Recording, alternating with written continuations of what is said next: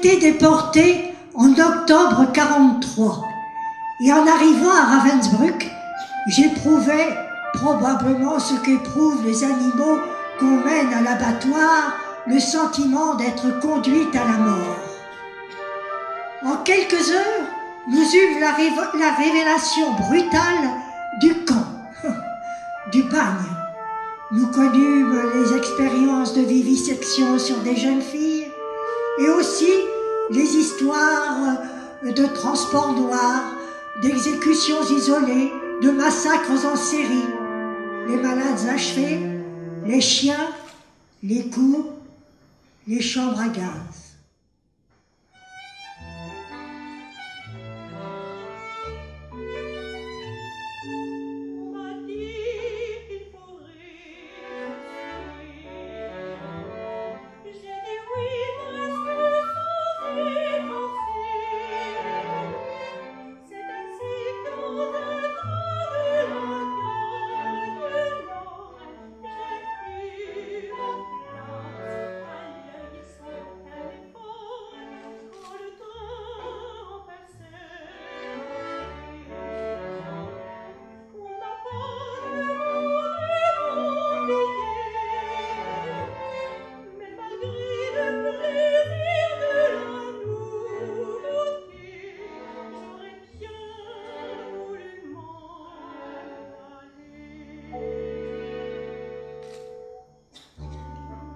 Dans le même bloc que nous logeaient des Tchèques qui revenaient d'Auschwitz et nous racontaient à voix basse les horreurs qu'elles avaient vues.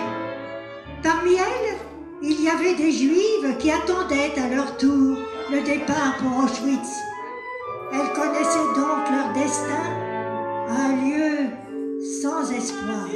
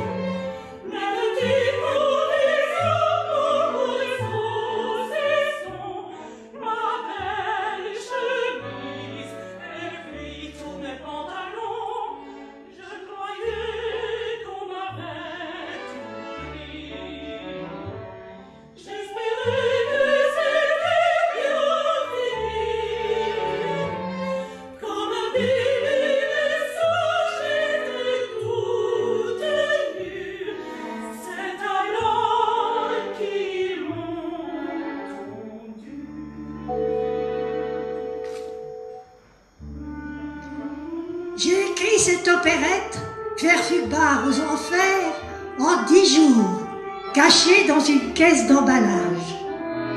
Rire, se moquer de nous-mêmes, c'était lutter contre la terreur, c'était faire preuve de raison humaine. Le rire est le propre de l'homme, disent les naturalistes. La dérision a été notre force. L'opérette est passée de main en main et elle a plu à mes compagnes d'infortune. Oui, elle a beaucoup fait rire.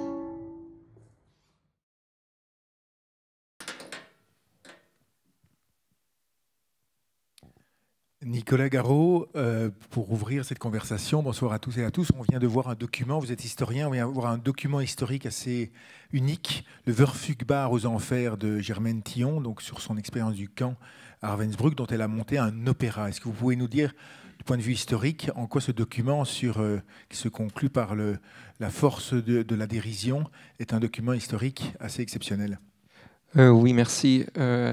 Alors, en effet, vous faites bien de préciser que c'est un document unique, puisqu'il est extraordinaire à bien des égards, parce que la production culturelle et littéraire et artistique dans les camps relève de l'extraordinaire, dans le sens où il est très difficile dans les camps, à l'inverse des ghettos, matériellement d'avoir accès à des outils de production, comme un papier, des stylos, et puis humainement, aussi parce que la situation, l'horreur du quotidien décourageait la majorité de produire des œuvres artistiques. Donc à ce niveau-là, c'est tout à fait extraordinaire et louable et remarquable. En revanche, j'en profiterai rapidement, parce que je sais que nous sommes limités dans le temps et qu'il faut être bref, qu'il ne faut pas attribuer à cette production artistique une valeur trop universelle. Parce que la musique existe aussi, par exemple, dans le camp de concentration d'Auschwitz, mais sous une forme bien différente, puisqu'elle est forcée.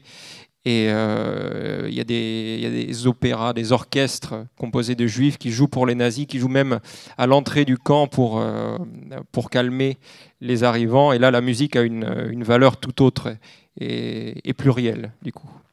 Merci. Voilà. En tout cas, Jacques Serrano tenait que dans ce lieu qui s'intitule, qui porte le nom de Germaine Thion, nous ouvrions donc cette conversation. Rassurez-vous, qui est censé être aussi un peu drôle. Rire sous les bombes, l'humour, une arme de guerre, une arme face à l'horreur de la guerre. Voilà, donc nous allons avoir cette conversation. Alors l'humour, on va partir de l'Ukraine parce que les images qui nous reviennent de l'Ukraine sont à la fois tragiques mais sont souvent assez drôles. Souvenez-vous de ce panneau, moi qui m'avait beaucoup marqué sur les autoroutes ukrainiennes, un panneau bleu d'autoroute où toutes les directions avaient été barrées et il était indiqué La Haye à la place des directions pour signifier aux soldats russes la destination finale qui était la leur, qui était le tribunal pénal international de La Haye. Mais depuis, il y a eu énormément d'images. On va les parcourir notamment. Je me souviens de cette carte d'Europe où il était marqué sur tous les pays, pas uniquement sur l'Ukraine, Also not Russia. Voilà, il y en avait beaucoup comme ça.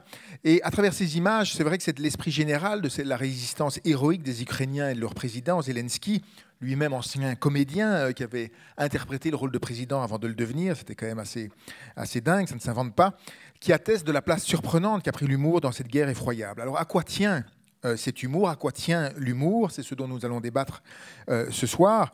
C'est un humour qui est empreint à la fois de l'ironie kafkaïenne, sans doute de l'esprit du carnaval au sens de Michael Bakhtin, mais aussi sans doute d'une forme de surréalisme. On essaie de créer une autre réalité par rapport à une réalité insoutenable, comme un moyen de défense, comme un exutoire, comme une arme sans doute aussi. Ce sont toutes les dimensions de l'humour que nous allons explorer, dimension cognitive, dimension politique, dimension éthique aussi. Comment faire un bon usage de l'humour quand les bombes pleuvent et que les morts s'accumulent, qu'on ne peut pas rire de tout? Y a-t-il un ou des critères qui permettent de discriminer entre les blagues spirituelles, émancipatrices, les blagues vulgaires, bestiales ou bêtes? Nous allons en discuter de ces questions dans ce très beau lieu, le Mucem, qui nous accueille, avec trois intervenants de grande qualité que je m'empresse de vous présenter. Irena Karpa, vous êtes journaliste, écrivain, chanteuse de rock, mais aussi ancienne déléguée culturelle à l'ambassade d'Ukraine à Paris. Vous avez été une figure de la première révolution, la révolution de Maïdan, en 2014, et vous nous présenterez dans un instant une série d'images que vous avez amenées. Certaines, on les connaît, d'autres moins. Et vous nous parlerez de cette guerre à travers ces images et de l'attachement de tout un peuple, le peuple ukrainien, à cette arme, l'arme de l'humour, pour soutenir son combat et la défense héroïque de son indépendance.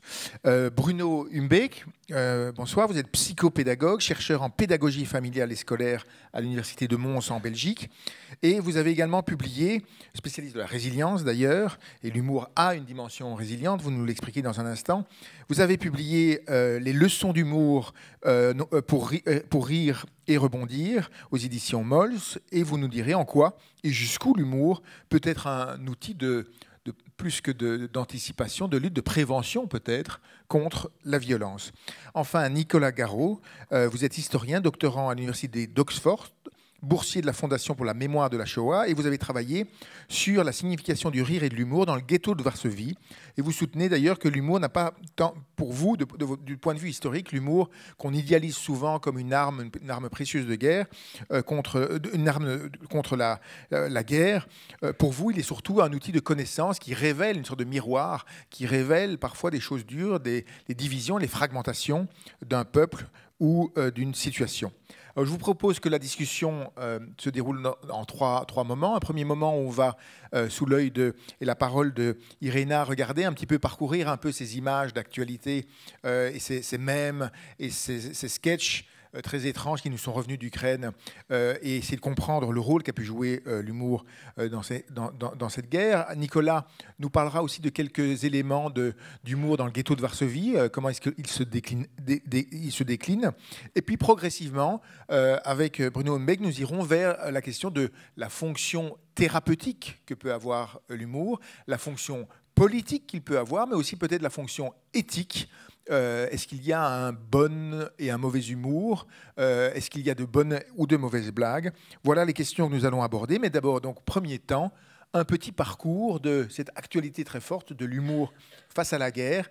Irena, je vous laisse peut-être nous présenter quelques ingrédients de cette scène tragique, mais en même temps assez drôle en Ukraine, où vous m'expliquez que maintenant, c'est devenu tellement une sorte de réflexe qu'il n'est pas un événement, pas une progression des conflits et des combats qui ne génère son image, sa blague, sa réponse en forme d'humour. Oui, c'est vrai que c'est l'arme de la résistance. Bonjour à tous et à toutes. Je suis très, très, très contente d'y être. C'est la meilleure conférence du monde parce que finalement, on peut faire plein de blagues et parler de blagues.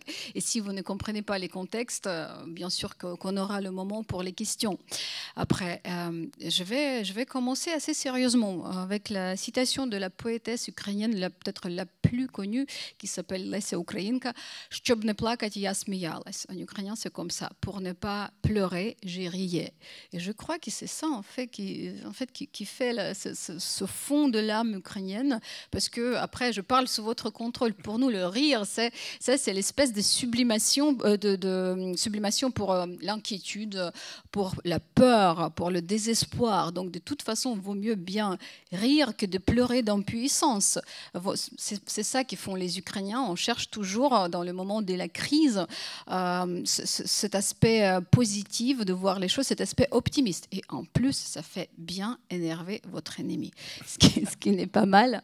Alors, ça, je crois que tout le monde connaît. Parce que là, tout ça, ça commençait au tout début, quand les Américains ont proposé d'exfiltrer le président ukrainien, il a dit non merci, je n'ai pas besoin de taxi. Il est comique, voilà, il est artiste, pour lui c'est important, il fait beaucoup de blagues dans ses discours publics, on appréciait beaucoup, je crois que c'est ça qui nous rapproche. Il n'était pas super populaire avant la guerre, je vais vous dire ça.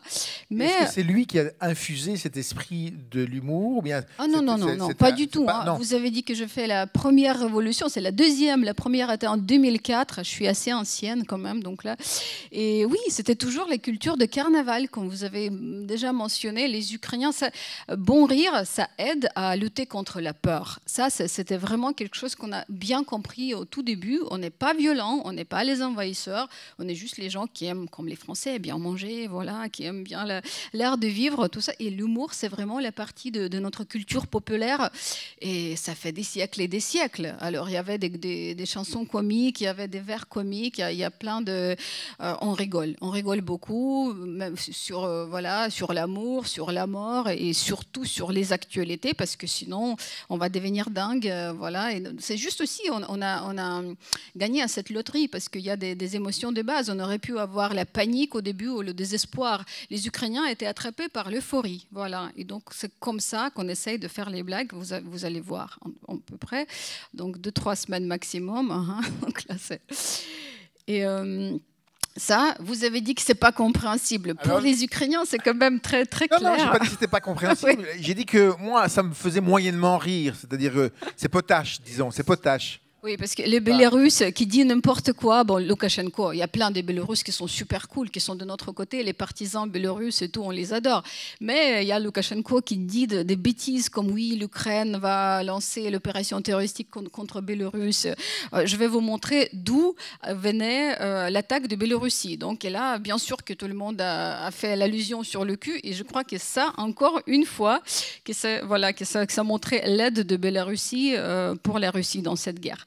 Il y a plein de blagues qui ne sont pas drôles du tout, mais qui, quand même, à la façon assez sarcastique, montrent la réalité. Alors ça, c'est un soldat russe, libérateur, entre guillemets, qui venait libérer l'Ukraine de nazis.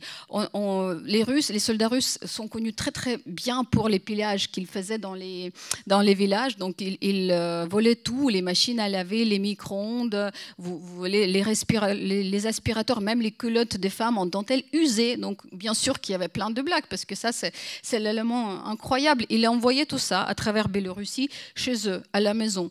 Et après nous avions des blagues comme pourquoi vous avez besoin de la machine à laver si vous n'avez pas d'électricité chez vous. Donc là par exemple il y avait des choses pareilles. Là Bruno, ça vous avait... Alors, mais l'ensemble, parce qu'effectivement on peut entendre qu'on a affaire à un humour, et Irina l'explique très très bien. Dans un premier temps, une population qui va se regrouper autour d'un humour qui rassemble. C'est ce que les Grecs appelaient le guélan, le rire positif. Ce rire positif, il est sécurisant, ludique et créateur de liens bienveillants. C'est un rire qu'on a en temps de paix pour se rassembler les uns les autres. C'est le rire, si on veut comprendre comment ça fonctionne, il suffit d'imaginer le chatouillement.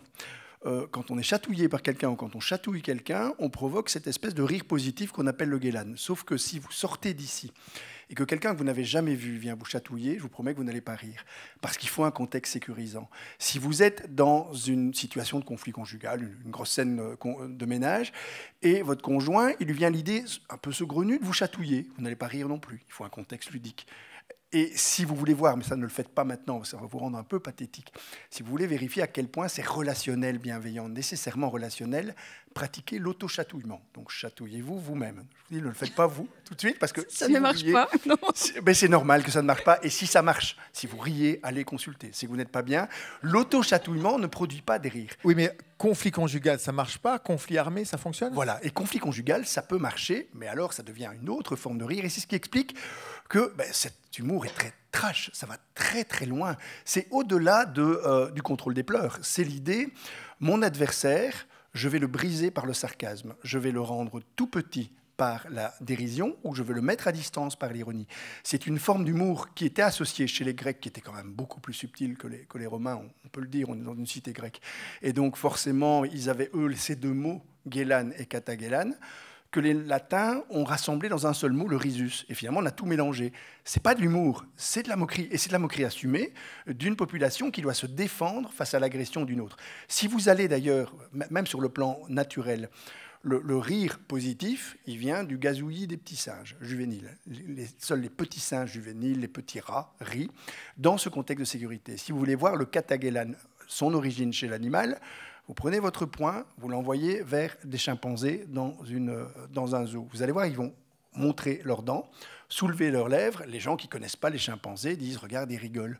Si vous n'avez pas le temps d'aller dans un zoo voir des chimpanzés, vous tapez Donald Trump sur votre ordinateur. Vous allez voir, il a ce qu'on appelle le rictus menaçant des singes adultes. Et vous allez constater quelque chose de tout à fait particulier. C'est pas une blague. Non, il l'a vraiment. Si vous observez, il a la mâchoire figée, le regard acéré. Et vous allez constater un phénomène tout à fait particulier par rapport à ces formes de rire, c'est que si vous partagez les cibles de Donald Trump, c'est-à-dire en gros si vous trouvez vous aussi que les Mexicains sont inférieurs aux Américains, qu'il y a de quoi effectivement écraser par le sarcasme une autre population que la sienne, vous allez le trouver drôle. Les partisans de Trump le trouvent irrésistible. Ceux qui n'aiment pas Trump et qui ne partagent pas ses idées n'ont aucun mal à ne pas le trouver drôle. C'est pour ça que, par exemple, l'image sur le Biélorusse, qui était moyennement drôle, pour quelqu'un qui se dit « Ok, on veut bien réserver… » Biélorussie, c'est le blague sur l'État. Oui, là, bien entendu, ouais. mais ce n'est pas du tout une question, et je crois qu'il faut éviter de faire de la censure dans l'humour parce qu'il faut en comprendre les ressorts. Pour nous, de l'extérieur, belges ou français, on a un gros contentieux avec les Russes pour le moment, parce qu'on paye cher leur désir agressif et qu'on a le sentiment que cette guerre n'est pas justifiée. Par rapport aux Biélorusses, on est moins nettement, je vais dire, en opposition. En Ukraine, on peut l'être beaucoup plus parce que cette espèce de tremplin qu'il donne à une autre nation pour envahir la nation ukrainienne est effectivement beaucoup mieux compris, beaucoup mieux conçu. Mais on ne partage pas la même agressivité vis-à-vis de la Biélorussie, ce qui fait que… Alors, mais là, est-ce qu'il n'y a pas l'idée que le Russe est cruel et de lui renvoyer sa cruauté en lui disant… De manière dérisoire, parce qu'il est cruel et ridicule. Le principe du ridicule, et on met cette personne dans une situation complètement ridicule, complètement incongrue aussi, hein, c'est toujours un jeu avec le sens. Il faut qu'on puisse se dire, mais c'est insensé cette histoire-là, et en même temps que le personnage cruel devienne un personnage ridicule. C'est quelque chose qu'on apprend très très tôt dans notre développement.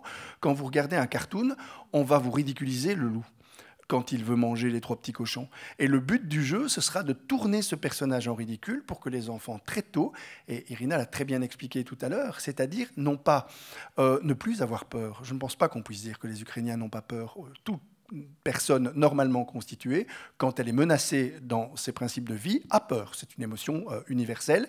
Simplement, le jeu avec la peur permet de vivre avec la peur. L'humour ne permet pas de se tirer d'embarras, il permet juste de se tirer temporairement d'affaire. Et c'est là que ce genre d'humour est tout à fait salutaire, parce qu'il renforce le lien entre les Ukrainiens. Effectivement, les seules personnes qui trouveront ça absolument pas drôle, c'est les Russes. Là, je suis absolument convaincu que les Russes trouvent ça stupide, vulgaire, déplacé, tout ce qu'on veut, et ne doivent pas se forcer pour ne pas rire. Le principe même, c'est que ça crée un lien entre les personnes et que ça amoindrit la force de frappe de l'adversaire. On sait si ces dessins circulent en Russie, si… On sait très bien qu'ils ont, comme d'habitude, de voler nos blagues et essayer de les traduire en russe. Ça ne marche pas sur chaque coup, voilà. Et après, oui, il y a des peurs différentes. C'est hyper normal de ne pas rigoler s'il y a la missile qui vise ta maison, mais si tu n'es pas en danger direct, pour te détendre, c'est pour ça que les Ukrainiens le font. Ça, c'est la blague assez amère, mais c'est encore une fois pour ne pas sous-titrer, c'est compréhensible. Après, il y a un qui est drôle et qui est super. Donc là, le parade militaire russe en 2022, parce que c'est vraiment, les pillages, c'était incroyable. Ils portaient même les toilettes sur les chars. Ils volaient même les petites niches de chiens. Voilà. Donc là, quand il y avait le navire de guerre russe qu'on a fait couler, il y avait aussi une autre image avec un chien qui dit ça, c'est pour ma niche. Voilà. Donc là, on utilise tout. Hein. Après, oui, donc là, ça c'est pas une blague, mais ça, c'est plutôt l'explication un peu ironique que au-dessous des matryoshkas de la grande culture russe, il y a tout ça. Il y a les viols, il y a les tueries, il y a les tortures, il y a les crimes de guerre sans cesse. Donc, mais si on nous lance en tragédie, dans la tragédie, nous, les Ukrainiens, surtout à l'étranger, tu peux pas être tout le temps macabre, tu peux pas être violent. Oui, c'est la vérité, on sait très bien. Mais c'est pour ça, surtout pour détendre la public, c'est toujours bien de faire une bonne blague. Ça marche sur chaque coup. Tu dis une blague, les gens rigolent et après tu lances un message sérieux. Ça, c'est la règle de base des rhétoriques. Mais pour les Ukrainiens, moi j'évite par exemple des contextes très tragiques. Moi je poste comme influenceuse, je poste que les blagues, je poste que les choses qui les soutiennent. Parce que c'est vraiment le moment unitaire. On rigole tous, on comprend le contexte tous et c'est ça qui fait ce sentiment de chaleur. Voilà. Parce que là, expliquez-nous un peu. Ça, c'est un peu plus amer, oui, bien sûr. Mais là, on comprend, et ça, il s'agit de contexte, vous vous souvenez, à Boutcha, donc il y avait le massacre à Boutcha, il y avait les viols des enfants, il y avait carrément, ils ont même mangé les chiens là-bas. Et après Poutine, qui a décoré cette brigade de tireurs d'élite voilà, qui venaient de Buryatie. C'était l'acte de cynisme. Et même à propos de ça, c'est la blague très tragique. On ne serait pas le même après Butcha. C'est comme il n'existe plus de poésie après Auschwitz. Pour nous, c'était très dur de lire des bouquins, d'écrire les bouquins. Mais quand même, on réussit à faire ça. Ça, c'est de l'ironie. C'est très amer, mais c'est très juste en même temps. C'est ça. J'ai violé des enfants en forme de décoration. Donc oui, c'est en anglais, excusez-moi. Oui, j'ai violé des enfants, j'ai bombardé l'hôpital, donc les maternités et les écoles, vous vous souvenez. J'ai fusillé les chiens et j'ai torturé les femmes. Donc c'est ça qu'il a comme décoration. Mais ça, c'est le truc hyper direct. C'est même pas inventé, c'est même pas de second degré. C'était fait par Poutine à ses soldats. Je crois que c'est ça aussi qui est important de voir, c'est qu'on peut rire du réel en photographiant finalement ce réel. Est-ce qu'on est réellement dans quelque chose qui est de l'ordre de la prise de distance avec le réel? C'est une dénonciation, c'est pour ça que vous parlez à juste titre de cynisme. C'est du cynisme et la meilleure arme contre le cynisme, c'est la dérision. C'est-à-dire rendre tout petit celui qui vous mord. Et on a ce mécanisme-là qui se met en place. C'est toute l'idée de mettre de la légèreté. Et ça fait un peu le lien avec ce qui était l'opérette de Germaine Tillion, c'est-à-dire une opérette, pas un opéra. Un opéra, c'est grave. Une opérette, c'est léger. Elle met de la légèreté là où effectivement, et personne ne va regarder cette opérette en disant mais finalement tout ça c'était un peu drôle, c'était léger. Non, on sait tous que c'était sérieux, mais même le sérieux le plus englué n'empêche pas qu'on n'est pas obligé d'être grave derrière ce sérieux et d'ajouter de la gravité. Mais Bruno, est-ce qu'ici, il n'y a pas une dimension qui serait spécifique à cette guerre-ci? On en parlait avec Irina. Cette guerre, elle a quand même été déclenchée pour des motifs qui sont totalement irréels, surréels. Et donc, Poutine disant l'Ukraine est gouvernée, habitée par uniquement des nazis.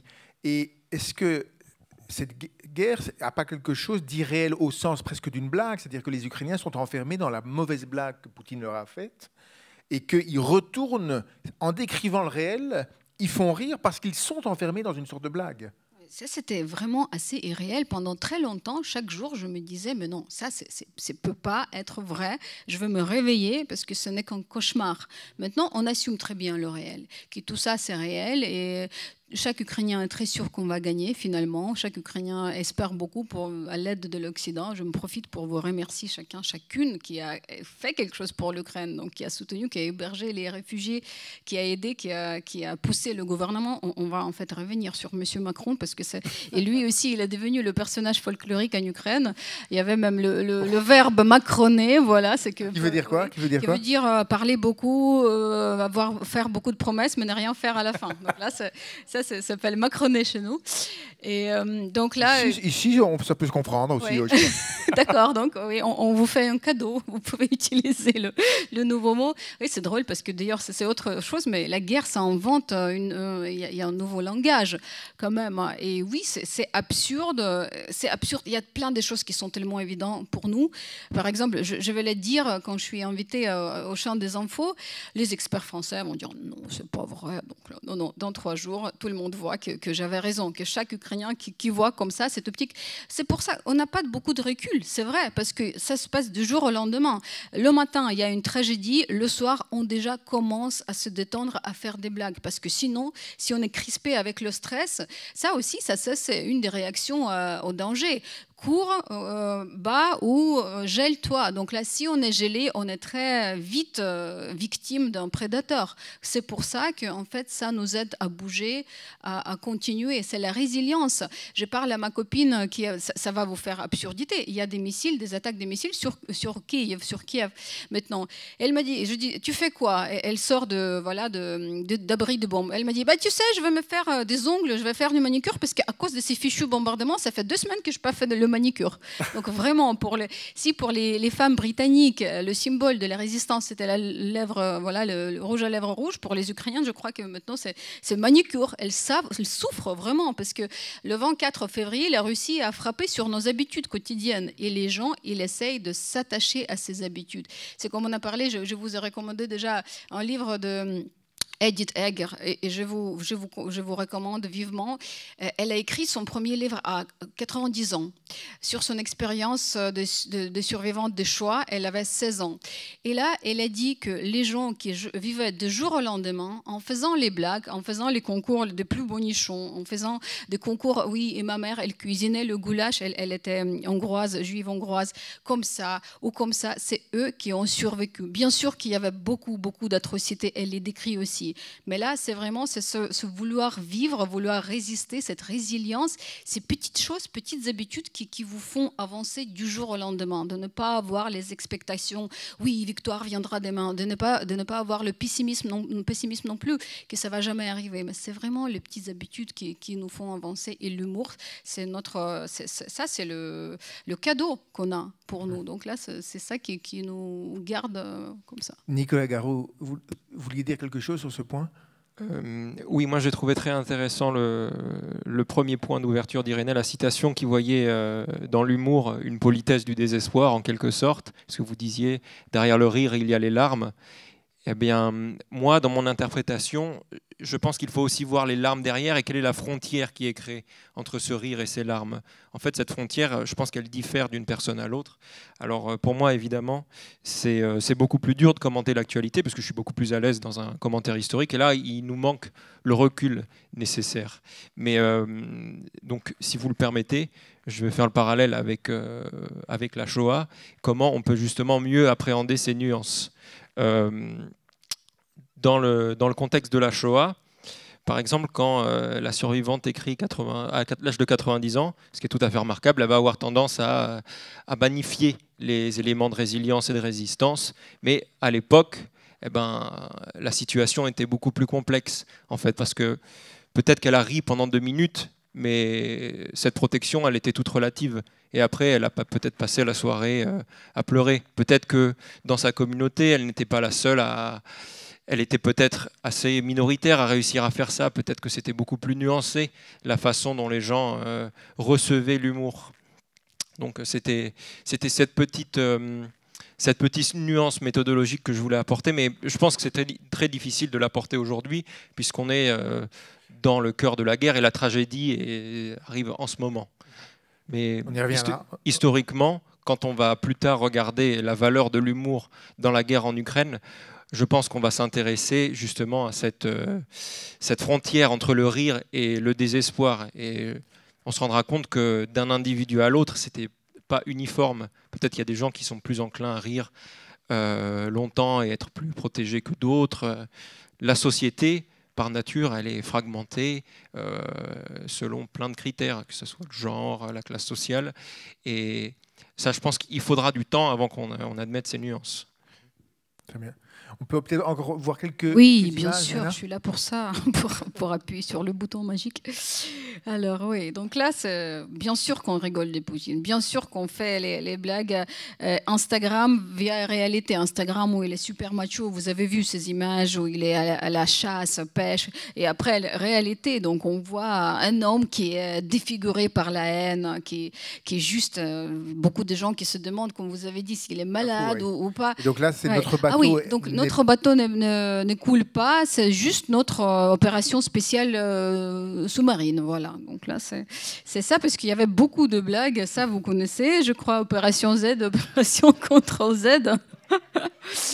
Le navire amiral Moskva, qui veut dire Moscou, c'était super symbolique pour les Ukrainiens parce que quand même, c'est le nom de la capitale russe.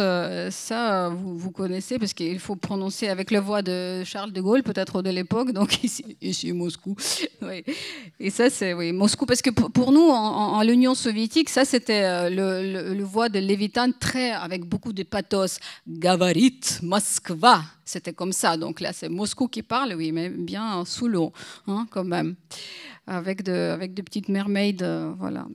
Donc, vous me racontiez aussi, avant celle-là, sur le pont. Non, sur l'île, la formule. Ah, l'île de... Ah oui, très bien, merci. Une sorte de formule. Ouais. Racontez-nous. Oui, je vais raconter vite fait. Vous vous souvenez peut-être, il y a l'île de Serpent. Donc, c'était l'île qui était reprise par les Russes. Maintenant, c'est chez les Ukrainiens. Donc, il y avait vraiment cette histoire, quand il y a le navire de guerre russe qui s'approche, il dit ici, le navire de guerre russe, rendez vos armes. Et alors le garde de côte qui était là, qui a dit... La navire de guerre russe va te faire foutre, en fait. Et ça, c'est devenu le phraséologisme, c'est devenu le motto de cette guerre. Il y a plein de t-shirts, il y a plein de tasses, plein de produits dérivés. Et en plus, ce qui est le plus intéressant, l'État ukrainien a fait les timbres postaux avec ça. Et ce sont les pièces des collections. Vous imaginez, vous avez ce Coast Guard qui fait le geste international. Voilà, et les enfants aussi, vous me disiez. Et les enfants ont commencé à dire gros mots comme c'est pas possible. Donc là, à l'école, sur les terrains de jeu, et les parents ne disent plus rien. Voilà, parce que c'est normal, ça, c'est la guerre, voilà. Puis c'est la formule qui sauve. C'est la formule qui sauve, oui, voilà, parce que là, les gros mots, ça c'est aussi un phénomène incroyable. Si on parle, voilà, on va pas vraiment plonger dans la nature, mais ça, moi, par exemple, j'utilise beaucoup. Moi, j'adore la langue, l'argot, j'adore la langue de peuple, j'adore vraiment creuser dans tout ce qui est vrai. Et oui, les enfants, ils disent ça. Et maintenant, même quand on essaye, les enfants, ils lisent dans nos pensées. Je me souviens, ma fille, elle avait peut-être 1 an, 2 ans, et moi, j'ai cassé 3 litres de miel. Donc, c'était le bocal en verre. Et moi, je me suis retenue, et elle m'a regardée et a dit « Putain !» Donc, parce que c'était exactement ce qu'on veut dire. Bon. Alors, si vous croyez que vos enfants ne connaissent pas ces mots, ils connaissent très bien. Et donc maintenant, oui, après j'ai vu, je n'étais pas sûre que c'était blague ou pas, mais il y avait le communiqué d'État qui disait qu'à partir d'aujourd'hui, pendant le temps de la guerre, on a droit d'utiliser le gros mot, même dans les actes normatifs, même dans les documents officiels d'État. Voilà, vous avez droit de jurer contre les Russes. Bruno, est-ce que ça veut dire que l'humour lève la barrière du surmoi Alors, pas nécessairement le surmoi. C'est-à-dire que ça va effectivement avoir une fonction symbolique. Hein. Le symbolon, un signe qui nous réunit. L'insulte a cette fonction symbolique. Hein. C'est pour ça qu'effectivement, il y a un vocabulaire qui prend cours pendant la guerre et qui s'arrête dans la paix, mais aussi les mots sont des organismes vivants. Le mot putain qui vient d'être utilisé, on sait très bien ici à Marseille que ce n'est pas une insulte, c'est putain, c'est génial. C'est devenu une interjection parce que, évidemment, si on utilise ce mot tel qu'on le concevait dans les années 60-70, c'est-à-dire comme une mise à distance de l'identité, c'est à ça que ça sert, devenu disponible avec la libération sexuelle. Personne n'aurait utilisé le mot putain comme une interjection. De la même façon que le mot enculé, par exemple, parce que l'identité homosexuelle est devenue disponible, n'est toujours pas une interjection, parce qu'on est encore en délicatesse quand même sur le plan identitaire. Et donc, le fait de pouvoir librement laisser les enfants utiliser des insultes par rapport à celui qui est officiellement l'ennemi, c'est une interdiction qui est levée au nom d'une force symbolique. Et je pense que c'est vraiment important de voir ce qui se passe maintenant. On utilise un peu trop vite le mot résilience, à mon avis. Hein. On a affaire à un humour de résistance pour le moment. Et Nicolas a très bien expliqué, la résilience, on verra plus tard. Est-ce que ça a alimenté la trajectoire de résilience ? C'est-à-dire, en fait, ce qu'il faut bien comprendre, la résilience, c'est une façon de se représenter les choses et puis de produire derrière le traumatisme qu'on a subi un développement inattendu, quelque chose de nouveau. Pour le moment, on est dans la résistance. On n'est donc pas dans l'idée, le peuple ukrainien fait preuve d'une résistance merveilleuse. Ils ne sont pas encore en train de faire preuve de résilience, mais ils la rendent possible par leur façon de résister. Par exemple, en généralisant l'humour. Par exemple, en utilisant le réel. Il y a effectivement des événements qui sont des événements de la réalité. On n'est pas dans l'humour, on ne peut pas se permettre de complètement larguer les amarres par rapport au réel. Il faut que ce soit ancré dans le réel.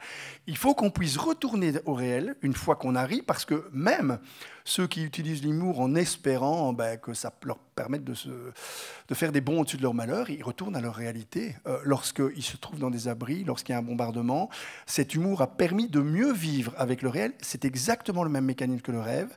Si vous rêvez, si vous faites des rêves, mais pas des rêves nocturnes, des rêves diurnes, si vous rêvez que vous êtes quelqu'un d'autre, c'est de la folie de penser qu'on est réellement quelqu'un d'autre. Mais de revenir au réel en sachant qu'on a pu rêver à un moment donné d'être quelqu'un d'autre, c'est pour ça que la dimension artistique, c'est pour ça que l'humour, que tout ça, ce sont des jeux de l'esprit qui sont mis à disposition de l'être humain pour l'aider à supporter le réel, pas pour le transformer. On ne transforme pas les choses avec l'humour. Tout ça, effectivement, s'appuie sur le réel, c'est ancré dans la réalité. Ça suppose un retour à la réalité non changée. C'est pour ça qu'Harry Potter est un merveilleux apprentissage pour les enfants. Ça leur apprend que rêver de la magie dans un univers qui leur est présenté comme réel, qui est Poudlard, ne permet pas de ne pas revenir après dans un réel qui n'a pas été changé parce que vous êtes sorcier uniquement de cet espace-là. Je me permets, tout court, la résilience, c'est les ongles, c'est le manicure. C'est de la résistance, c'est de la résistance qui rend la résilience possible. Je vais vous expliquer. Alors, parce que là, j'opère avec le vécu, avec les anecdotes. Donc là, il y avait quelques jours où il y avait, non, c'était 10-11, il y avait le bombardement à Lviv, où ma copine, elle a le salon de beauté. Et donc, il n'y a pas d'électricité. Elle est comme ça, un peu sous le choc. Et il y a une nana qui vient et qui dit « Excusez-moi, mais ça fait 2 semaines que j'attends pour avoir ma coiffure. » Elle dit « Mais vous voyez, il n'y a pas de... » « Ah bon, mais je ne sais pas, il n'y a plus de missiles, il n'y a plus de strike, donc ça va, je pensais que je peux venir. » Et ça, c'était assez drôle, autrement que... Ça fait 3 fois que j'étais en Ukraine. Du coup, j'y vais demain. Je vais me profiter pour faire les ongles, bien sûr. Et une fois, la première fois quand je suis venue, j'ai filmé dans les stories sur Instagram les myrtilles que j'ai mangées avec la crème fraîche. Ça, c'est le plat d'enfance. C'est très... Voilà. Et j'ai eu le commentaire d'un Français. « Ah, c'est pas mal la guerre en Ukraine, comme ça. » Bah, quoi ? Oui, excusez, nous, on mange ici. Excusez-nous, les myrtilles ne demandent pas à Poutine s'ils ont permission de... Voilà, ce sont les fruits sauvages. Et j'étais un peu scotchée, un peu sous le choc. Qu'est-ce que c'est que ça ? Elle nous reproche, parce que moi, je montrais que la vie continue, en fait, que la vie, là où il n'y a pas de frappe, les gens continuent à aller au boulot, ils continuent à payer les impôts, les enfants continuent à faire leurs activités. Ok, d'accord, l'école, pour la plupart des cas, s'il n'y a pas d'abri de bombes, l'école est à distance comme pendant le Covid, les pauvres parents. Mais ce qui est intéressant, parce que l'Ukraine, si on prend le recul historique, on n'a vraiment pas de chance avec notre voisin. Voilà, on toujours subissait les attaques de la Russie, les mensonges de la Russie et tout ça.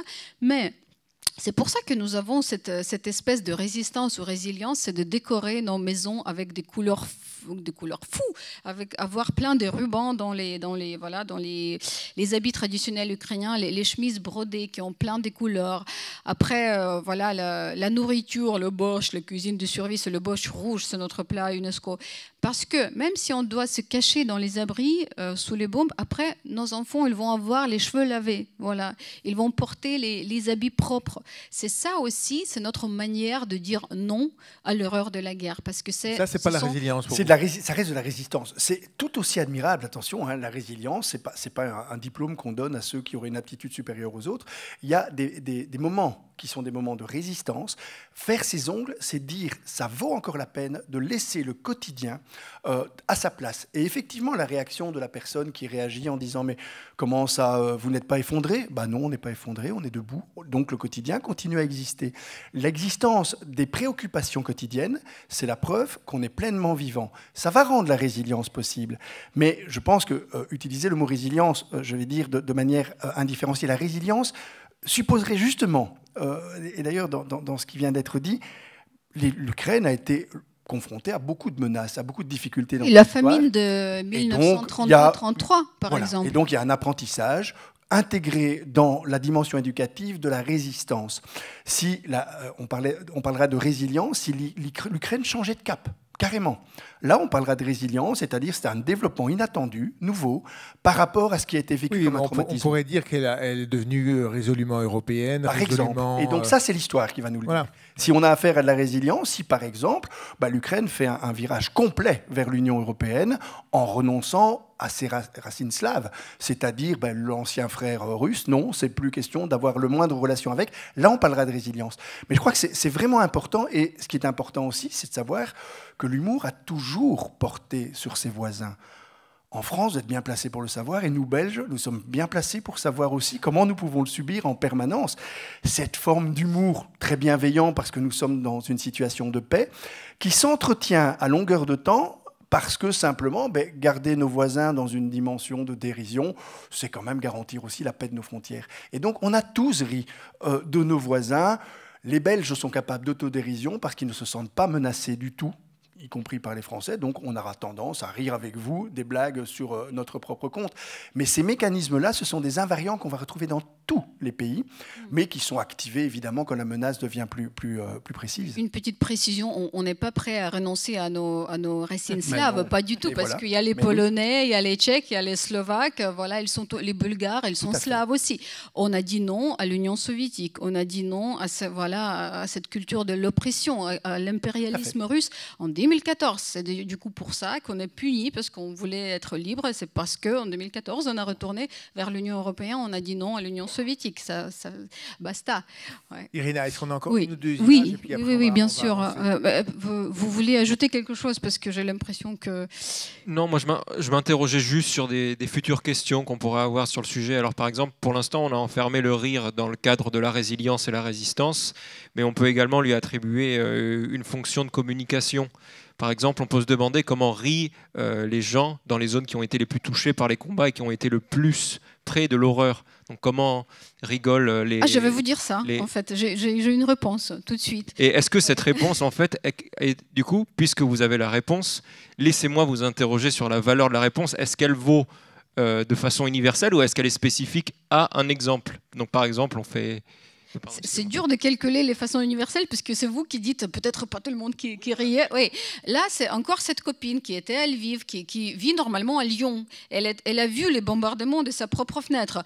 Donc, elle court en pyjama, il fait froid quand même. Elle sait pas. Et donc, les gens de Kharkiv qui se sont échappés de Kharkiv, ils rigolent. Ils donnent une bouteille de cognac, ils donnent une couverture en plaid à dire, non, c'est rien, c'est juste quelqu'un a claqué la porte. T'inquiète pas, parce qu'après Kharkiv, après ce que les gens ont vécu là-bas, c'est quelques frappes pour eux, ce n'est rien, c'est comme une piqûre d'une moustique.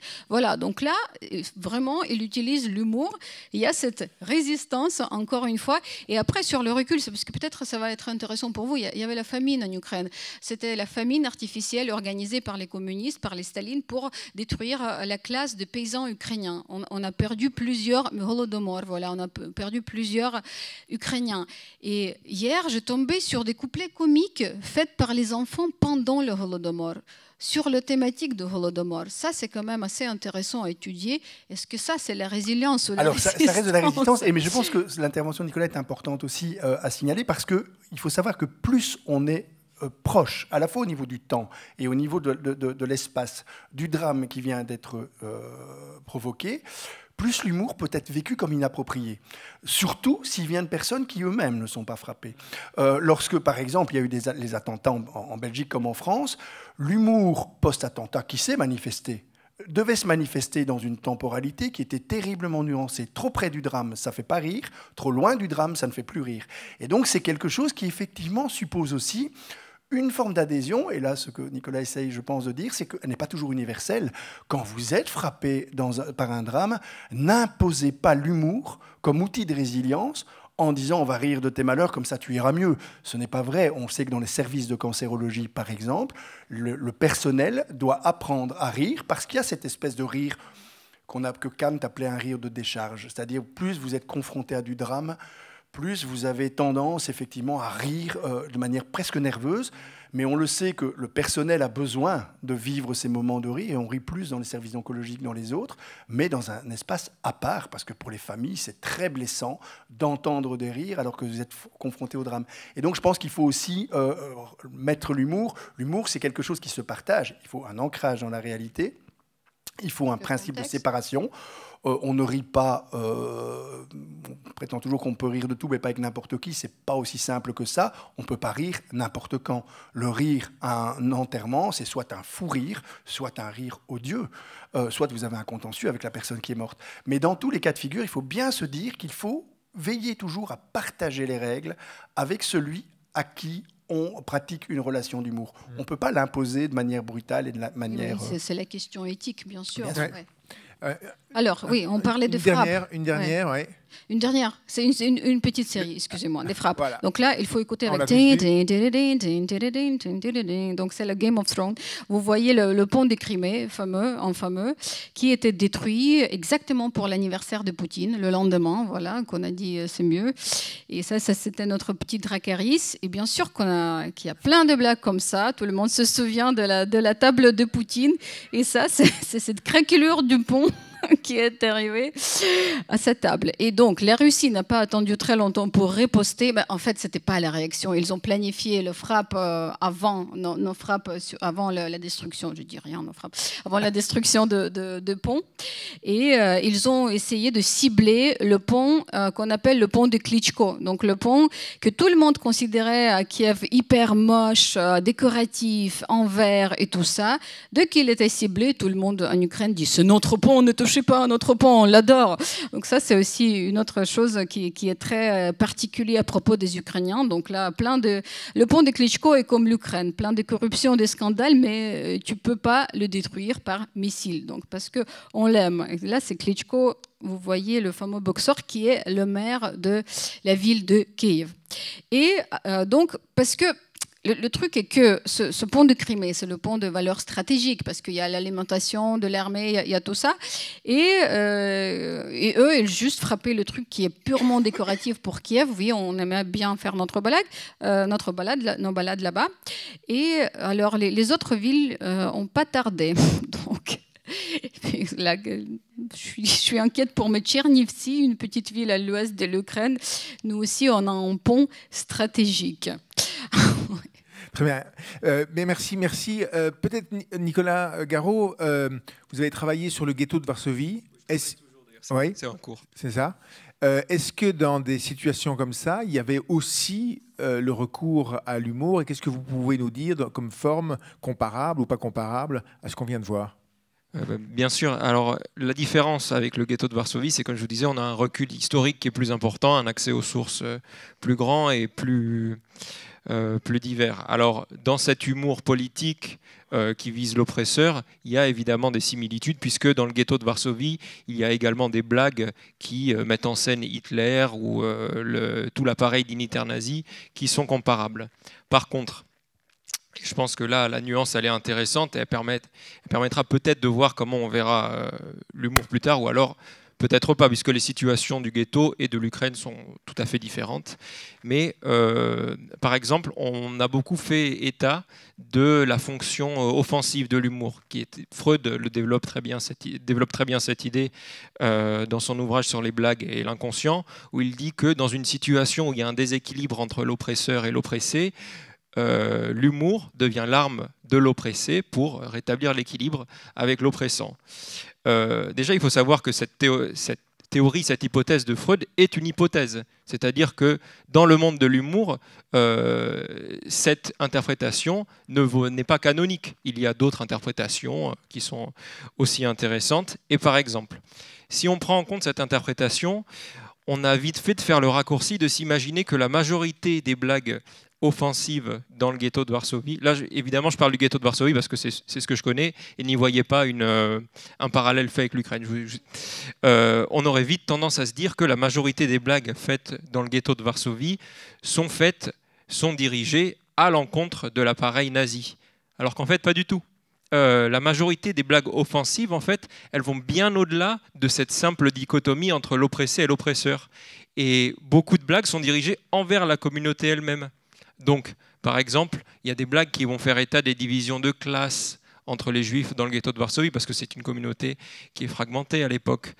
J'utiliserai l'exemple d'un autre ghetto, le ghetto de Łódź, qui se retrouve rattaché au Reich. Eh ben, il est composé à majorité au début de Polonais, et quand il y a un contingent de Juifs allemands qui arrive, eh ben, les Juifs polonais, ils vont se moquer des Juifs allemands. Ils vont dire ils sont très différents, ils ne sont pas comme nous, ils rigolent de choses différentes. Et ça, c'est des interprétations qu'on a plus tard avec un certain recul historique et qui sortent de cette, à mon sens, idéalisation. Mais là, je ferai la nuance que les situations sont peut-être pas comparable puisque l'Ukraine bénéficie d'un soutien international et les Ukrainiens, comme vous dites, peuvent encore... la situation est horrible, évidemment, la guerre c'est une tragédie, mais les Ukrainiens ne meurent pas encore de faim et il y a encore les conditions réunies pour que l'humour puisse être un outil de résistance. Mais on peut s'interroger comment cet humour va évoluer quand la guerre va aller dans le temps, quand la lassitude va s'installer, quand l'hiver va frapper, quand ça deviendra plus dur. Alors évidemment, il va demeurer, il y a toujours des gens qui vont réussir à trouver de la lumière dans les ténèbres, mais ce n'est pas quelque chose qui est universel. Dans les ténèbres, dans la guerre et la tragédie, parfois il n'y a que l'abysse, il n'y a que l'absurdité. Et vous pouvez nous donner un exemple de blague qui circulait dans le ghetto pour qu'on ait un peu... De blagues qui circulaient dans le ghetto, oui bien sûr. Alors comme ça de tête, je vais essayer de vous trouver une blague qui est probante. Oui, la blague de l'orphelin, elle m'a fait rigoler quand je l'ai trouvée dans les archives. C'est un petit enfant juif dans le ghetto, on lui demande « Mais du coup, qu'est-ce que tu ferais si tu étais l'enfant d'Hitler ?» Et il répond « J'aimerais bien devenir orphelin. » L'autre, c'était sur deux juifs qui montent sur les oui, mais là encore, cette blague, elle est à prendre avec des pincettes et il serait facile d'y voir un symbole de résistance et de résilience. Mais bon, si vous me le permettez, je vous la raconter aussi. En fait, il y a une blague qui circule dans le ghetto de Varsovie dans l'année 1941 où deux juifs sont conduits à l'échafaud, c'est-à-dire qu'ils vont être pendus. Et il y a un juif qui est en train de sourire et de rigoler et son pote lui dit « Mais Moshe, pourquoi tu rigoles, on va être pendu ?» Et Moshe répond « Eh bien, si les Allemands avaient les balles pour nous tuer, ils les utiliseraient. Donc ils nous pendent parce qu'il leur manque des moyens. Et du coup, s'il leur manque des moyens, c'est que la guerre est perdue. Et bientôt la libération du peuple juif arrive. » Donc, encore une fois, là, il serait simple de voir dans cette blague une autocritique et une forme de résistance du peuple juif. Mais il faut la remettre dans le contexte où on est à un moment où, dans le ghetto de Varsovie, il y a une fluctuation énorme entre espoir intense et désespoir intense. Et cette blague, il faut plus la remettre dans son contexte. C'est plus une façon d'interpréter et de communiquer et d'interagir avec cette fluctuation des émotions constantes. Et derrière le rire, il y a les larmes. Et moi, je propose non pas seulement de voir le rire, mais de voir aussi les larmes qu'il y a derrière. Parce que, oui, l'idée, en fait, de l'interprétation et de l'histoire, c'est de voir les sociétés humaines dans toute leur complexité. Bien sûr. Une blague à nous raconter, c'est ça ? Une blague parce que oui, tu viens de dire que l'hiver qui arrive, donc il y a maintenant, oui, c'est vrai que 30% de nos centrales énergétiques sont détruites pour le moment, mais les Ukrainiens arrivent à faire des blagues au-dessus, par exemple. Ils pensent quoi ? S'ils vont nous couper les lumières, l'électricité, dans 9 mois, on aura encore 1 million de nazis, donc là, des nouveaux nazis ou des banderevci qu'on dit chez nous. Après, résistance, résilience, encore une fois, la perception d'optique. Le 24, l'annonce du gouvernement, c'était « Ne semez pas la panique, restez calme ». Le 17 octobre, n'essayez pas d'abattre le drone iranien depuis de chez vous. Donc là, ça, c'est comment on s'adapte. Bien sûr, aux circonstances. Alors, venons un instant, Bruno, à la fonction thérapeutique de l'humour. Dans son célèbre texte, pas très drôle d'ailleurs, Le mot d'esprit et ses rapports avec l'inconscient, il y a un texte final de Sigmund Freud qui s'appelle L'humour. Et il donne une blague qui est plutôt assez drôle. Il donne l'exemple d'un condamné à mort qui est conduit à la potence un lundi et qui s'exclame « La semaine commence bien ». Oui. Et Freud en tire l'idée, je cite, que l'humour est une forme libérateur en ceci qu'il ne se résigne pas, il défie, il implique non seulement le triomphe du moi, mais encore du principe de plaisir qui trouve ainsi moyen de s'affirmer en dépit de réalités extérieures défavorables. La semaine commence bien, oui, en effet. Mais donc, est-ce que c'est l'idée que l'humour est une sorte d'affirmation du principe de plaisir? C'est ça la thérapeutique? Pas seulement, parce qu'effectivement, on a là l'exemple typique d'ailleurs de tous ceux qui décortiquent l'humour. Hein. C'est un peu comme quand on fait une vivisection, il y a une seule certitude, c'est que la grenouille sera morte. Et donc, sur ce plan-là, évidemment, quand on décortique l'humour comme Freud le fait, on est tout sauf drôle. Dans la blague qui a été donnée sur les deux juifs, je m'attendais d'ailleurs à finalement la même fin, dans laquelle on ne rit pas. de l'ennemi, nécessairement, on rit de la mort. De la mort qu'on va tourner en dérision jusqu'à la dernière minute. Ça, effectivement, ça permet de vivre avec. Et c'est pour ça qu'il faut se méfier de l'aspect thérapeutique de l'humour. L'humour ne soigne pas plus qu'il ne guérit. Ne pensez pas que parce que vous riez des choses, vous allez les faire disparaître ou que vous allez guérir. Ça permet juste de vivre avec. Parce qu'on va vivre avec une réalité qu'on aura traitée sur le plan finalement de nos représentations mentales, parce que c'est ça la véritable richesse d'un être humain. Il est capable de se représenter les choses dans des dimensions différentes. Par exemple, tourner en dérision la mort, qui est imminente, mais qui me dit mais je vais quand même passer une bonne journée, ou finalement les Allemands vont perdre la guerre. Je ne verrai pas la fin de cette guerre, mais ils vont perdre cette guerre, et donc je me donne cette espèce de petite pirouette, ce que Bachelard appelait le saut du possible dans l'impossible. C'est-à-dire qu'à un moment donné, eh bien, c'est la puissance, finalement, l'humour tel qu'il est défini de cette manière-là, comme étant la puissance de l'imaginaire chez un être humain. L'animal peut rire, le rire n'est pas le propre de l'homme. L'humour est inaccessible à l'animal. Vous trouverez effectivement parfois même des chimpanzés capables de rire ensemble des mêmes choses. Vous pouvez avoir un chimpanzé qui tombe, il y en a deux qui rient. Et ils se mettent à rire de la même chose, mais vous ne trouverez jamais un chimpanzé qui s'installe devant un autre et qui lui dit « je vais te faire rire, je vais te raconter quelque chose qui va te faire rire », d'abord parce qu'il ne va rien raconter du tout. S'il raconte quelque chose, c'est qu'il n'est pas un chimpanzé, puisque l'homme est le seul être vivant capable de raconter des choses, donc de faire des histoires. En fait, nous sommes essentiellement une espèce vivante capable de raconter des histoires. Donc de se construire une identité en racontant des histoires. Ce que nous sommes tous ici, c'est l'histoire que nous sommes capables de raconter à propos de nous-mêmes. Et justement, sur ce plan, ce que je trouve intéressant, c'est que Poutine veut faire l'histoire avec des chars. Les Ukrainiens se racontent une histoire pour résister à cette histoire. Alors, Poutine manie l'histoire avec la grande hache, pour reprendre le mot de Pérec, c'est-à-dire le but du jeu, c'est que je marque l'histoire, je remets la Russie sur les rails d'une histoire. Voilà, on est clairement là-dedans. Les Ukrainiens n'en font pas toute une histoire, au sens plein du terme. Et donc, il y a un tas de petites stratégies qui vont permettre de dire, mais il se prend pour qui ? Il nous prend pour qui ? Et on le traite avec ce qui est finalement peut-être le fil conducteur. Il y a le sarcasme qui brise. On a besoin de briser son adversaire quand on est en guerre. Il y a aussi tout ce qui va tourner en dérision. Tout l'humour autour des ponts, par exemple.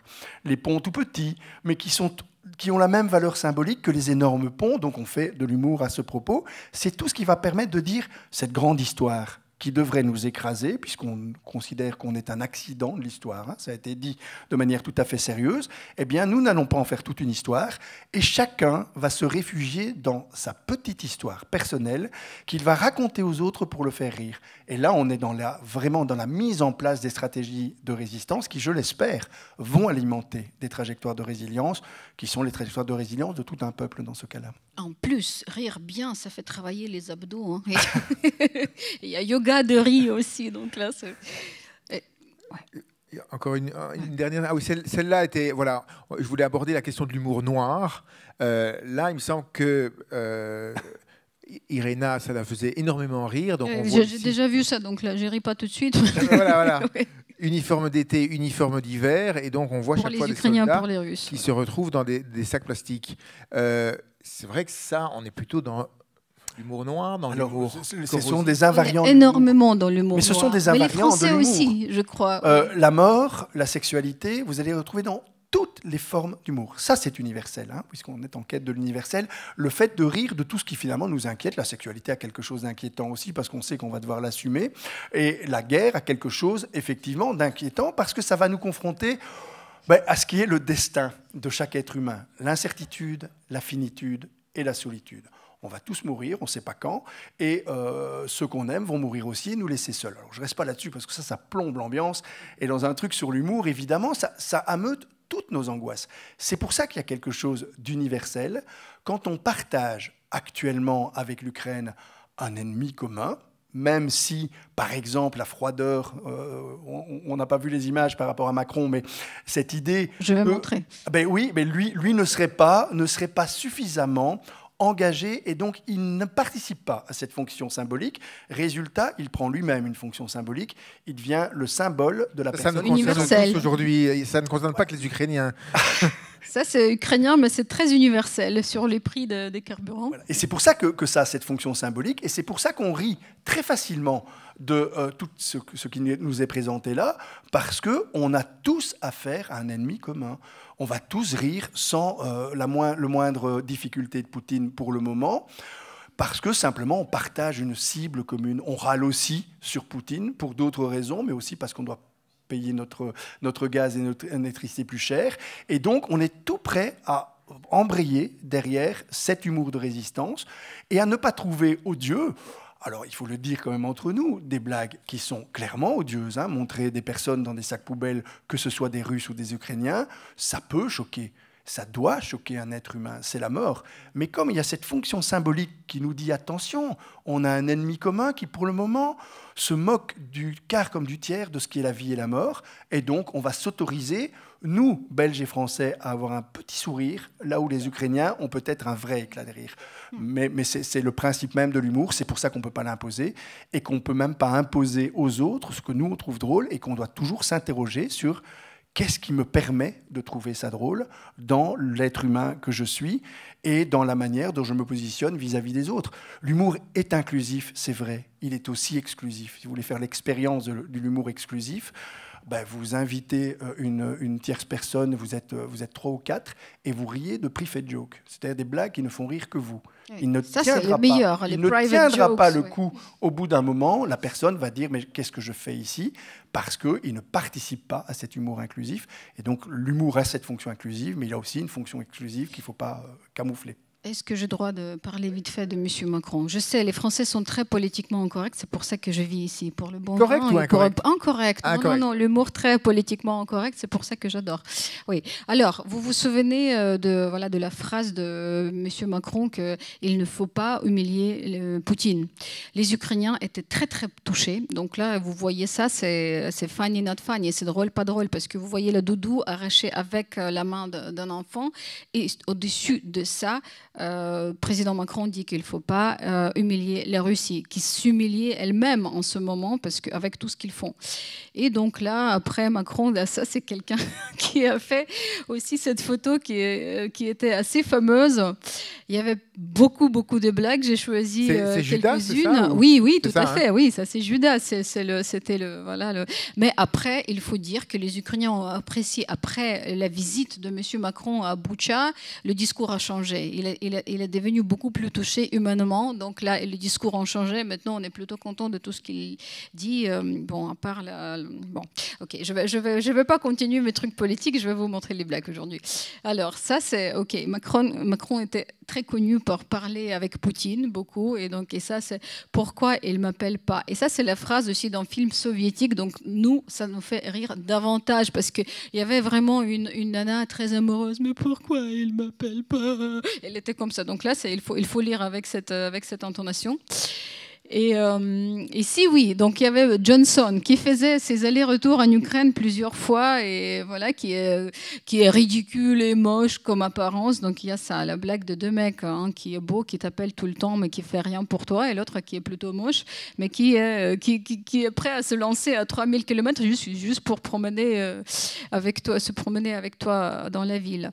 Ça c'est compliqué à lire, on va le zapper. Donc ça c'est vraiment l'attitude ukrainienne pour toutes les négociations de paix. Les Ukrainiens qui croient en victoire militaire et ne croient pas qu'on peut céder à la Russie en bout de notre terre, parce que le contexte est bien plus profond. Si on cède un peu de territoire, il y aura des tortures, il y aura des fosses communs, il y aura trop de tout ça. Donc là, c'est notre colombe de paix. Elle peut exister que comme ça. Voilà, les blagues juives, on a déjà parlé, et donc là, on a déjà parlé de l'absurdité de cette libération de la Russie, mais qui, pour une raison incompréhensible, terrible fête sur le territoire ukrainien. C'est le seul pays qui essaie de se libérer en faisant la guerre sur les territoires de quelqu'un d'autre. Ça, c'est féministe et c'est très drôle. En fait, l'alarme aérienne a duré 7 minutes, ou bien, comme aurait dit mon ex, toute la nuit. Voilà. Ça, c'est aussi universel. C'est très clair. Donc, tout ce qui est sur sexe, sur la mort, et ça aussi universel. 2020, on se croyait malheureux, mais en 2022, même le Covid, il nous manque, quoi. Donc là, c'est le pauvre Covid qui se cache de missiles russes. Voilà. Voilà. Ah, ouais. Ah oui, celle-là. Oui, et ça, c'est capacité bon. d'autodérision. La Ça, seule c'est chose vraiment qui peut mettre les Ukrainiens à genoux, les patates. les patates, parce que les Ukrainiens, on est les paysans. Il y a beaucoup. Donc maintenant, tout le monde comprend que la plupart des blés dont étaient faits les super croissants français, ça venait de l'Ukraine. C'est pour ça que à la boulangerie de chez moi, les croissants maintenant sont 1,20 € et pas 1 € comme avant. C'est scandaleux. Mais c'est parce que les croissants étaient faits de blé ukrainien. Et donc pour nous, c'est très important. Oui, on n'a pas encore faim parce que chacun a sa mamie, quelque part qui a un tout petit jardin potager. C'est tragique parce qu'il y a beaucoup de terre qui est détruite, qui est brûlée parce que les Russes, ils ont volé le blé, les graines, et ce qu'ils ne pouvaient pas détruire, ils détruisaient avec le feu. C'est tragique, mais quand même, la qualité de résistance ou résilience, c'est qu'on continue, on fait les ménages dans nos villes qui étaient saccagées, même les agriculteurs, ils sortaient avec leurs machines malgré le risque de mine parce qu'ils comprenaient quelle responsabilité est derrière eux. C'est de ne pas laisser tomber les autres, ni ukrainiens, ni étrangers qui comptent sur notre blé. Donc ça, c'était aussi un truc très grand et qui s'explique par les blagues très simples. Non, et voilà, ça c'est aussi pour maman, mange pour papa, non, pour l'Ukraine, oui, il va manger, il va même bouffer la main de sa maman. Merci Irina. Peut-être avant de passer aux questions, à vos questions, Nicolas Garot, je voudrais vous demander, on a vu la fonction thérapeutique du rire, on a vu la fonction éthique et politique qu'elle peut avoir. Si je comprends bien, vous vous intéressez à la fonction plutôt cognitive ou à la fonction, le rire comme miroir de réalité historique complexe. Et vous êtes un peu, d'après ce que j'ai compris, un peu suspicieux ou bien sceptique par rapport à l'idéalisation que peut produire l'idée que l'humour serait toujours une arme de résistance, de résilience ou de combat. Ça peut être aussi un révélateur sombre de la réalité avec ses conflictualités, ses divisions. C'est ça qui vous retient dans votre travail ? Alors, moi, je suis tout à fait compréhensif vis-à-vis de cette interprétation aujourd'hui, puisqu'aujourd'hui, on est dans l'interprétation politique, les événements sont en train d'arriver sous nos yeux et on n'est pas encore dans l'interprétation historique. Là où moi, en revanche, je suis plus méfiant et plus nuancé, c'est dans l'analyse historique, ce qui n'est pas le cas de ce qu'on fait aujourd'hui. Mais quand on fait de l'analyse historique, voir dans le rire une arme qui unit la population, pour moi, c'est une interprétation, je dirais, simpliste. Parce que, en fait, quand on regarde la tragédie, il y a un côté tout à fait qui dépasse l'entendement, qui est absurde. Donc, il y a cette volonté d'abord de s'expliquer l'horreur à nous-mêmes, avant de l'expliquer telle qu'elle arrive et comment elle est comprise par les gens à l'époque. Donc, il y a, je pense, une intention d'explication personnelle avant l'interprétation historique qui est en place. C'est pour ça que moi, je préfère, dans mon travail historique, ce qui n'entre pas dans le cadre du débat aujourd'hui, voir l'humour et le rire comme un prisme d'analyse. Donc, aujourd'hui, on a eu une approche qui était ce qu'on appelle fonctionnelle. On s'intéresse aux fonctions du rire. Moi, je m'intéresse historiquement plus à une approche phénoménologique, c'est-à-dire non pas ce que l'humour et le rire font pour l'individu qui l'utilise, mais ce qu'il reflète de la société dans laquelle il est déployé. Mais en même temps, là, par exemple, on voyait bien, les femmes font valoir à travers la situation ukrainienne que leurs maris sont parfois un petit peu hyperboliques sur leurs compétences, on voyait sur leurs performances, oui, on voyait des choses sur les Juifs en Ukraine où il y a une histoire, il y a un contentieux des Juifs en Ukraine. Donc c'est aussi des choses qui remontent et qu'on voit remonter. Tout à fait. Mais comme je dis, aujourd'hui, on est dans l'interprétation politique et c'est un échantillon qui est limité. réalité. Et il est tout à fait probant, il est tout à fait intéressant, mais quand on analysera la situation dans 150 ans, quand les événements, je l'espère, seront passés, eh bien, il y a des nouvelles données qui vont rentrer en jeu. On va peut-être voir qu'il y a une évolution de l'humour entre les classes sociales, entre un certain moment de la guerre et un autre. Mais ça, on ne peut pas savoir aujourd'hui. C'est pour ça qu'il est difficile, en tant qu'historien, de m'exprimer aujourd'hui vis-à-vis de cette analyse politique. Mais je la trouve tout à fait fascinante, et cette sélection nous montre que l'humour en tant que résistance existe, évidemment, mais moi je soutiens qu'il n'est pas unique. Il y a quand même quelques grandes blagues historiques qui n'ont pas périmé, et donc qui perdurent en dépit de la différence des temps. Oui, il y a des blagues qu'on retrouve à travers le temps, bien sûr, mais moi, en tant qu'historien, je m'intéresse plus à la nuance, plus qu'à la généralisation. Parce que j'aime voir ce qu'il y a aussi dans les crevasses. Je pense que, évidemment, la majorité des Ukrainiens aujourd'hui est unie et fédérée dans l'effort de guerre contre l'agression russe. Mais je me demande, par exemple, comment les Ukrainiens qui, avant la guerre, étaient pro-russes ou ultranationalistes, aussi vont réagir face à cet humour. Ça, c'est des questions auxquelles on n'a pas encore les réponses aujourd'hui, qui mériteront peut-être d'être étudiées plus tard. Bien sûr. Croyez-moi, il ne reste pas énormément de pro-russes après tout ce qui était fait sur les régions russophones. Mais c'est très intéressant de chercher dans les crevasses, donc ça vous fera un bon écrivain quand même. Essayez, hein. Je conseille. Très bien. Ben, écoutez, si vous avez, je trouvais ça passionnant, si vous avez des remarques, des questions, des blagues à nous raconter, voilà, on a encore à peu près une dizaine de minutes, je crois. Voilà. Vous pouvez lever la main. S'il n'y a pas de micro, je vous apporterai le mien. Oui. Attendez. Est-ce que vous savez si les Russes utilisent aussi cet humour chez eux, avec des blagues et des dessins ? Oui, comme j'ai déjà dit au tout début, ils sont connus par voler nos chansons, nos blagues, les trucs drôles. Par exemple, le truc anecdotique, emblématique, c'est Доброго вечора, мы з України. Bonsoir, on est de l'Ukraine. Et là, les Russes font la même chose. Bonsoir, on est de Russie. En volant même la même musique électronique. Après, je regarde pas trop parce que pour moi ça serait trop toxique. Regarder leur public, déjà c'est assez malade de regarder ce qu'ils font sur leur chaîne nationale, toute la propagande, etc., etc. Ah oui, il y avait un truc, il fallait le montrer. C'est horrible comment ils font. Ça c'est vraiment une mauvaise blague. Comment ils font l'image de l'Ouest pour les Russes. Ils montraient des choses abominables. Que oui, quand tu arrives aux États-Unis, il faut embrasser il faut se mettre au genou devant les personnes afro-américaines. Les mariages normaux, ce sont les mariages que entre les mêmes genres. Il ne faut pas avoir les enfants parce que tu fais ça fait mal aux gens qui sont child-free. Donc vraiment, c'est du délire. Et ça, en plus, c'est diffusé sur les chaînes nationales. C'est ça qui, donc là, je ne sais pas si c'est de l'humour, c'est du grotesque pour moi, du grotesque pur. Et du coup, moi, je me demande quel est l'humour, par exemple, dans les groupes de jeunes, sur les groupes Telegram, qui sont beaucoup plus critiques vis-à-vis du régime de Poutine. Eux, ça serait très intéressant de se demander comment ils rigolent et comment ils arrivent à faire coexister et leur critique du régime et à la fois le fait qu'ils sont nés et moulus et qui sont modelés par ce régime lui-même. Donc ça, par exemple, je pense que ça serait très intéressant à regarder. Oui, c'est intéressant à regarder. Après, il y a des trucs qu'on ne comprend pas très bien. Il y avait l'avion russe qui s'était écroulé sur le bâtiment résidentiel en Russie.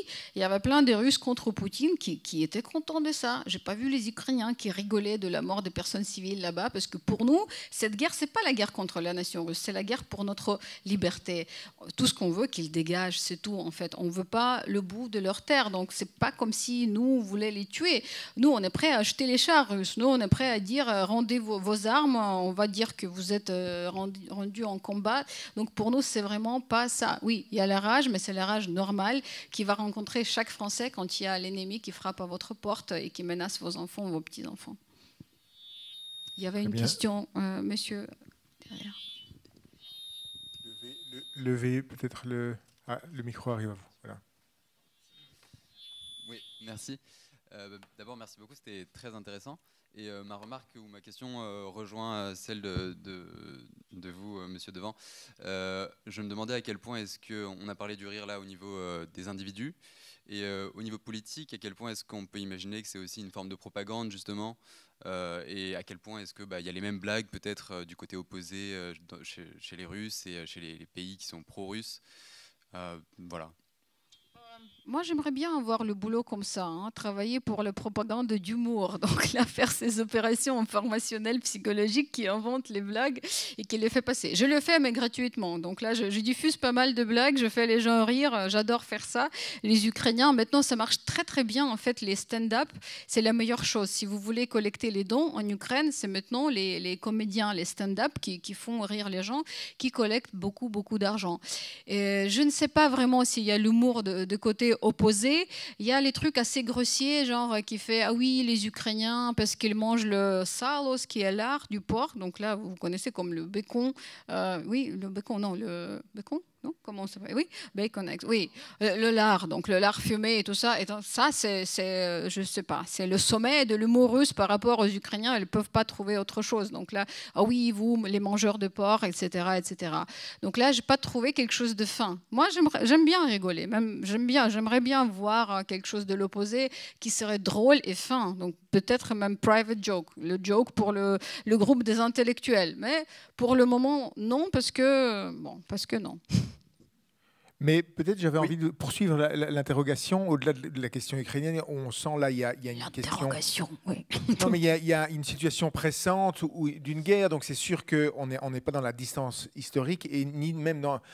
Il y a certaines blagues, oui, d'autres pas. Et je ne vais pas avoir d'empathie vis-à-vis des Russes qui m'envahissent, c'est tout à fait compréhensible. Mais on peut se demander si aujourd'hui, par exemple à l'échelle européenne, il y a longtemps eu les peuples, vous l'avez mentionné, se sont moqués les uns des autres allègrement. Les blagues sur les Italiens, les blagues sur les Polonais, les blagues sur les Juifs, les blagues sur les musulmans, etc. Or, est-ce qu'aujourd'hui, je ne sais pas si c'était une interrogation, est-ce qu'on n'est pas à un âge post-national ou post-communautaire qui fait que ces blagues-là, éventuellement, on se les raconte, mais au second degré. Alors, c'est très clair que la société a évolué parce que, effectivement, les nations se sont mélangées, mais se sont mélangées d'une manière telle qu'il n'est plus possible. Michel Leb ne fait plus rire personne, simplement parce que cette caricature qui serait simplement vécue, et il faut être très attentif aux réactions qu'on peut avoir pour classer les choses. Ça a été dit tout à l'heure, l'humour n'est pas monolithique dans un pays. Chacun d'entre nous ici, on trouve des formes d'humour vulgaires. Par exemple, parce que simplement, il est une forme d'humour qui semble appartenir à une classe différente. L'humour, c'est quelque chose qui regroupe généralement une communauté, puisque si vous riez tout seul, c'est que vous êtes un fou. Donc il y a une communauté qui est au moins formée par deux personnes.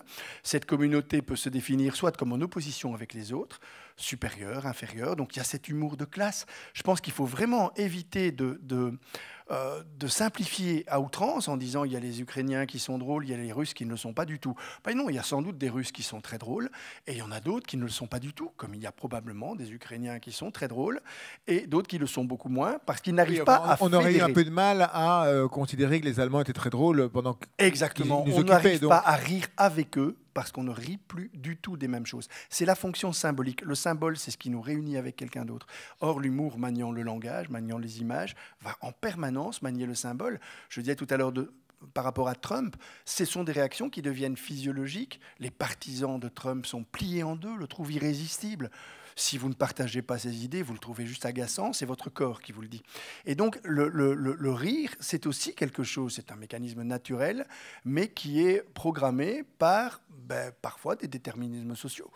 C'est Bourdieu aussi qui a mis ça en évidence, de manière assez claire. Vous en êtes ce qu'on appelle les habitus de classe, qui vont, à un moment donné, avoir tendance à nous faire considérer qu'il y a un humour qui est un humour d'intello, c'est pas intéressant, et qu'il y a un humour vulgaire. Oui. Dès que vous faites ça, vous êtes en train de classer, effectivement, des formes d'humour. Alors, ce qui est tout à fait intéressant dans ce qu'on a entendu ici, c'est que là, personne, je pense ici, n'a dit ça, c'est pas drôle. Parce qu'on a un ennemi commun. C'est pas courant dans l'histoire, qu'on a un ennemi commun, même à géométrie variable, qui fait que, oui, se moquer, parfois avec des images dures, on va au pire simplement avoir juste un petit sourire et ne pas aller trop loin dans le rire parce qu'on va se réprimer soi-même, mais personne ne va condamner la moindre de ces images. Alors même qu'on va imaginer un épisode de science-fiction, on a affaire à quelqu'un qui est russe, qui vient ici avec des blagues, par exemple, sur des Ukrainiens qui mangeraient du lard, on va juste être sidéré en disant mais comment ces gens peuvent rire de choses aussi stupides? Simplement parce que pour le moment, il y a ce qu'on appelle une affiliation commune autour d'un combat mené en commun et dans lequel la force symbolique de l'humour va nous permettre de raffermir les liens parce qu'on va sourire des mêmes choses. Merci. Oui.